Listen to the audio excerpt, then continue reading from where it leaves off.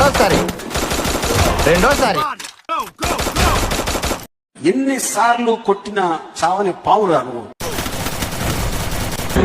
అమ్మా జ్వరం ఉంటే చచ్చిపోతుంటరా. పొట్ట కూటి కోసం ఏదో పొలం అమ్ముకుందామని వచ్చానండి.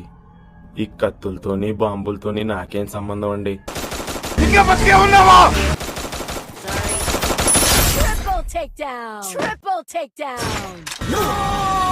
ఇప్పుడు చూడండి అయ్యా, ఎంత ఆశతో ఉన్నారు. పైగా ఇప్పుడు మినిస్టర్ కూడా అయిపోదాం అనుకుంటున్నారు. ఇప్పుడు సంపడమే న్యాయం కదా సారు. ఆగండి, ఈడుకుతున్నాడా మా అన్నయ్య. రంగస్థల వాస్తవ్యుడైన చెల్లిపోయిన కుమార్ బాబుని మీరు చంపినందుకు గాను వీడి తమ్ముడు చెల్లిపోయిన సిట్టి బాబు మిమ్మల్ని చంపుతున్నాడు. ఇప్పుడు అర్థమైందా సారు?